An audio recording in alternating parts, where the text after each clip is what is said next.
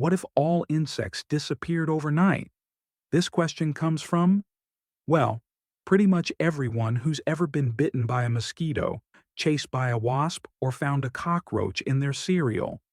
What would happen if, poof, every insect on Earth disappeared overnight? At first, you'd probably celebrate. No more buzzing in your ear, no more itchy bites, no more flies in your soup. Your next picnic would be an absolute dream, but that dream would last for about 3 days, and then things would get weird, and then they'd get bad, very bad. You see, insects aren't just tiny flying annoyances with too many legs. They're the unsung janitors, farmers, and delivery workers of the planet. And the moment they vanish, the global machine that keeps ecosystems running starts to sputter. You might not notice right away. In fact, the first signs would seem almost too small to care about. Your garbage doesn't disappear as quickly. The sidewalk smells funkier than usual. Something is rotting in the air. And it's not just your neighbors cooking. That's because insects like beetles, ants, and flies are the world's most efficient decomposers. When a bird dies in the forest or your sandwich falls behind the couch, they're the ones who clean it up. Without them, the planet becomes a little less tidy and a lot more disgusting. Bacteria and fungi can help, but they're slow. Think of it like firing the entire sanitation department of a city and replacing them with one guy with a sponge. That's Earth now. But rot and stink are just the warm-up act. The real disaster is buzzing in the background. Pollination. Most of the food we eat, apples, almonds, strawberries, coffee, chocolate, exists because insects, especially bees, help pollinate them. They don't do it out of kindness. They do it because they want nectar, and in the process, they accidentally rub pollen from one flower to another like clumsy little love messengers. Without pollinators, entire harvests fail. Yes, wind can pollinate some crops, and yes, humans can step in and do it manually. In fact, there are places in China where people already pollinate by hand using tiny brushes because of pollinator decline. But doing that for all the world's crops? That's like trying to replace the internet with carrier pigeons.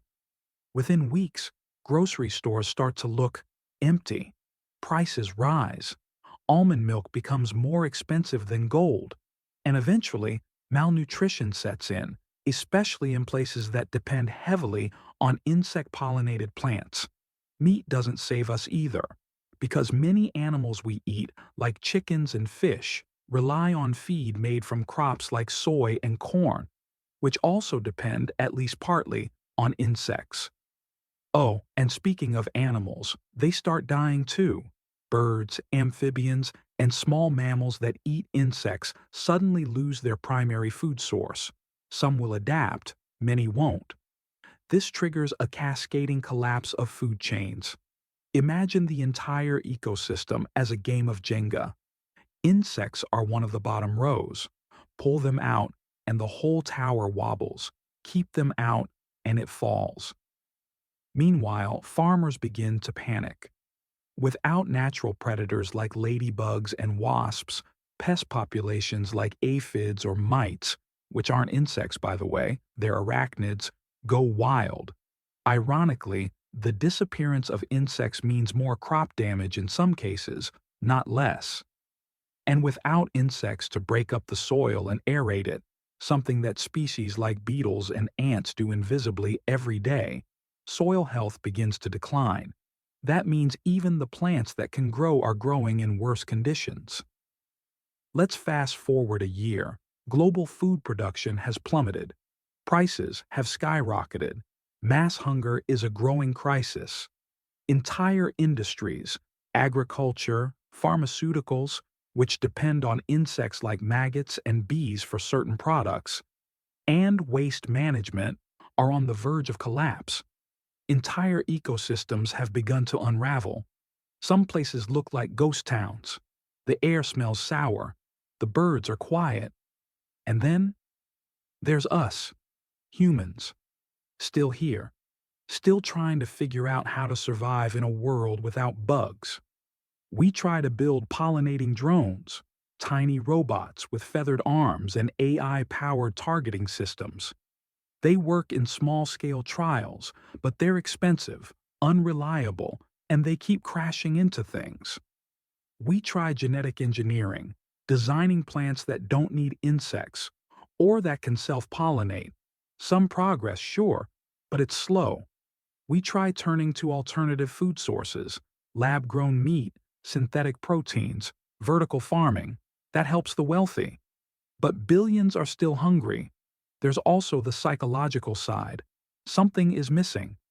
The sound of crickets at night, the shimmer of a dragonfly over a pond, the quiet ballet of a bee landing on a sunflower.